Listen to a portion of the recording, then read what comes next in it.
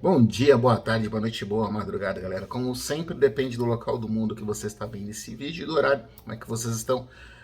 Trazendo aqui mais conteúdo para o canal FuteJota. Estamos crescendo, não passinhos de formiguinha, mas um trabalho consistente. E, falando de trabalho, temos o Abel Ferreira, um trabalho de longo prazo, né, coisa rara no futebol brasileiro, garantindo mais uma final no comando do Verdão. Palmeiras venceu o Ituano pelo placar de 1-0.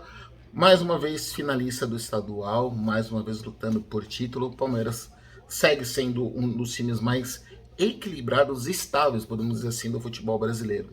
E isso, claro, não é mero acaso. É um time que vem, todo mundo se conhece, um entrosamento de anos, o pessoal sabe a filosofia do Abel. E mesmo sem ter um elenco estrelado, um elenco repleto de craques, vem trazendo um futebol de qualidade. E a gente viu hoje contra o Ituano, não, o placar de 1-0 ele é meio que mentiroso. Quem assistiu a partida viu que o Jefferson Paulino, o goleiro do Ituano, trabalhou muito. Foram mais de 20 finalizações do Palmeiras ao longo do jogo. Mas um lado interessante, né? A gente começa a ver o que o Abel tá falando. Foi um pouquinho ainda mais da partida, né? Terminou empatado em 0-0 no primeiro tempo. Mas o Ituano pouquíssimo ameaçou, se posicionou, tá, assim, trabalhou com uma linha baixa, repetindo o que fez contra o Corinthians, né, deixou, marcando forte do meio de campo para trás, mas tendo problemas principalmente com as bolas em velocidade, né? E aí você tem algumas questões individuais que fizeram a diferença fora do Palmeiras. No segundo tempo, né, no lance que gerou um pouco de repercussão, que talvez o Gustavo Gomes teria feito uma falta no lance que dá o que é o gol do Murilo. O VAR acabou não chamando, de novo aquela questão de não tem a conversa do VAR, então, era um caso, pode ser que o VAR tenha chamado, falado com o meu xará, o Flávio Rodrigues de Souza, orientando para seguir o lance, que não viu nada, mas a gente não tem essa informação em tempo real. Sempre bato na tecla, poxa, na futebol americano a gente tem a decisão em questão de minutos, questão de segundos, na verdade. A arbitragem revê o lance, abre o microfone e fala para um estádio inteiro e para a transmissão televisiva, na internet, todo mundo saber o que aconteceu. Por que não acontece isso no futebol ainda?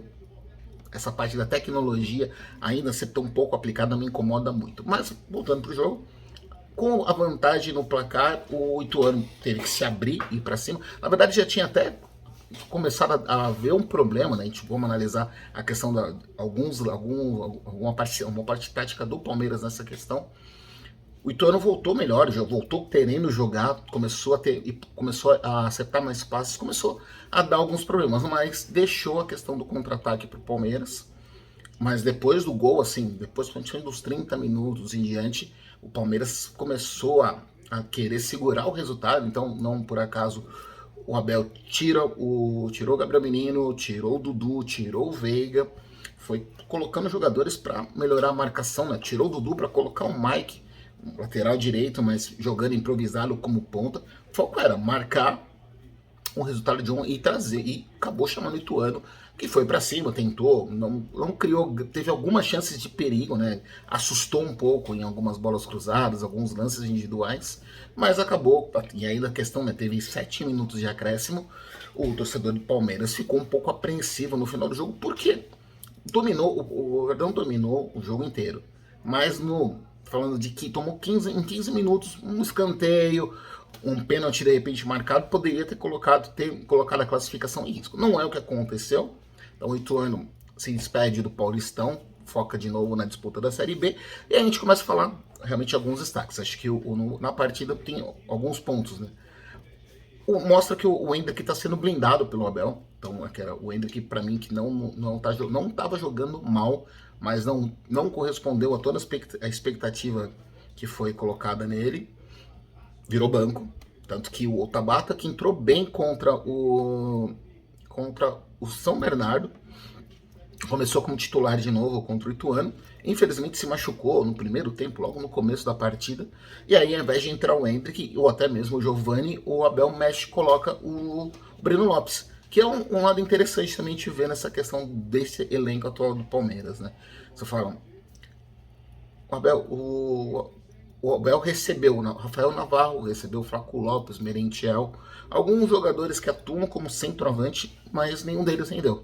E aí o que ele faz, já que não tá...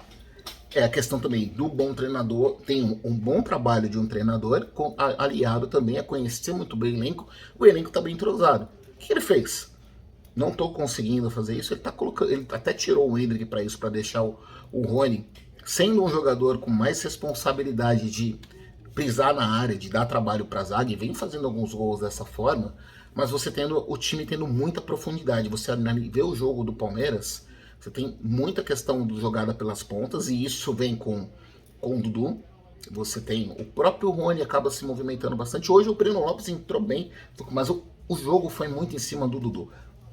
O começo da partida ele pela esquerda, então até na TNT, quando assistiu o jogo, mostrou um mapa de calor em dois momentos distintos, alguns momentos distintos na verdade, né? E o Dudu, no primeiro tempo, as jogadas quase todas pela esquerda, com o Dudu procurando a jogada em profundidade para poder de repente pegar um companheiro bem posicionado na área, e depois inverteu as principais jogadas, foram pelo lado direito, quando o Dudu caiu por esse setor. Então você mostra, não tem centroavante? Então vamos mexer nisso. E aí vem um ponto positivo e negativo do Palmeiras que a gente cita, né? Com a saída do Danilo, que foi vendido pro Nottingham Forest da Premier League, abriu uma lacuna no meio de campo. E aonde você tem o Zé Rafael, que fez outra partidaça, que era, eu já citei isso em outros vídeos, para quem não lembra, ele era meia de ligação, meia de criação no Bahia e um meia de qualidade. Sim, quando ele veio pro Palmeiras, vários times tinham interesse em ter ele como seu 10 de criação. E no time atual do Palmeiras ele virou volante.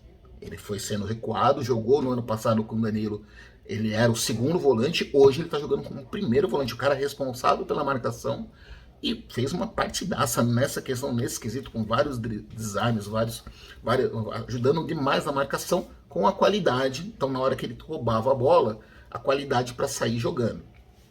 E aí você tem, sem ter um 9 centralizado, você acaba tendo uma chance de confundir. Se você perde, não tem um centroavante finalizador, você, por outro lado, você confunde a marcação, que não tem um jogador de referência realmente para marcar. O Rony não é um cara, o Rony é baixo, então, mas ele consegue se posicionar bem para alguns gols de cabeça. Então, é um cara que dá trabalho para marcação. E você tem o espaço para o pessoal do meio chegar. Então você vê o Rafael Veiga fez uma finalização que quase fez um golaço, se não fosse uma defesa do Jefferson Paulino, um chute de longa distância. O Gabriel Menino, que ganhou essa vaga no meio de campo, porque eu achei que ia ser o volante, ele virou o segundo volante, mas com muita liberdade para subir naquela linha do meio de campo. Então ele chega na área para finalizar, seja em cruzamento, seja também nas bolas trabalhadas. Então você tem o Palmeiras com muita qualidade ofensiva. Na hora do momento com a bola no pé, as jogadas fluem de uma forma natural. Claro, são 3 anos de trabalho, então os jogadores já se conhecem, são semanas, meses de treino, anos de treino, que você conhece, sabe exatamente como aquele cara gosta de receber a bola, como que ele gosta como ele se movimenta, e isso facilita, deixa o jogo mais fluido. O problema que acontece, e isso aconteceu no começo do segundo tempo, a falta de um outro jogador para atuar ao lado do Zé Rafael, algum jogador com mais característica defensiva, deixa o time exposto ali no meio de campo. E foi aonde o Ituano conseguiu crescer na partida. Em alguns contra-ataques, algumas bolas roubar. O Palmeiras é um time que, se você hoje consegue roubar a bola, a recomposição do time é lenta. Demora um pouco ali naquele setor, porque você não tem mais um cão de guarda. Não tem um cara que de repente consegue se movimentar, que era o que o Danilo fazia. Você tem o Zé Rafael ajudando, mas o Gabriel Menino, como tá subindo muito para ataque, abre essa lacuna no meio de campo. Você tem o Dudu, que é mais ofensivo, o Rony atua muito mais na frente. O Breno Lopes, quando entrou, não é o cara para voltar, para ajudar na recomposição. Você tem do lado direito o Marcos Rocha, tá ficando mais travado, mas você fica meio parado. Você tem o Piquerez, que é outro lateral que sobe muito. Então, o Palmeiras acaba ficando um pouco exposto e acaba tomando alguns sustos nesse sentido. Foi os momentos onde o Ituano começou a crescer na partida, aproveitando esse lado. Então o Gilmar Dalpozo, ele viu essa questão, mudou a postura do time no intervalo para tentar pegar essa lacuna. Se não tivesse sofrido gol de empate, vai ser aí também, mas é fato, o Palmeiras se classifica com mérito, chega para a final do Paulistão invicto, chega com a melhor defesa disparada do campeonato, com 5 gols sofridos só.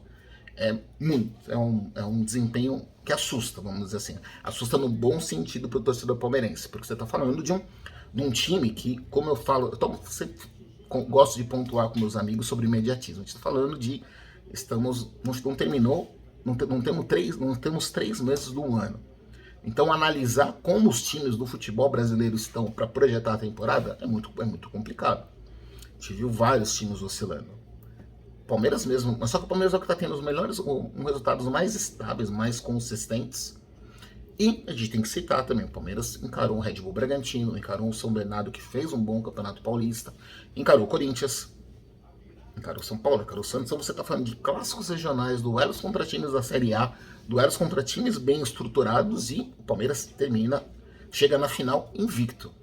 Pode, de repente, dar uma zebra e perder para o Água Santa, que pode classificar o Red Bull Bragantino, que pode eliminar o Red Bull Bragantino amanhã? Pode acontecer, é futebol, a gente está falando do imponderável. É um dos poucos esportes onde o favorito nem sempre vence. Não é o melhor carro, não é você ter o melhor jogador, usando várias analogias, às vezes você tem... Tudo bem, uma final em 2 jogos é complicado, o Palmeiras teria que errar muito em 2 partidas para não levar o título. É favorito contra o Red Bull Bragantino, é favorito contra o Água Santa. Ponto. Precisa jogar sério, precisa jogar, e isso é uma coisa que o Abel vem fazendo. Então, fez um futebol para encantar na reta decisiva? Não. Ganhou do São Bernardo de 1-0, um jogo teve marcado por polêmicas. Ganhou do Ituano 1-0, mas poderia ter ganho de uma forma mais tranquila.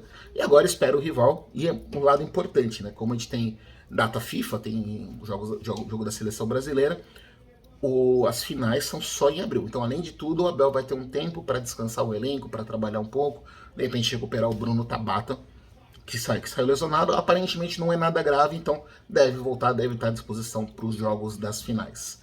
Então é isso, torcedor palmeirense. Agora é aguardar o seu rival na final do Paulistão na busca por mais um título estadual. Abraços.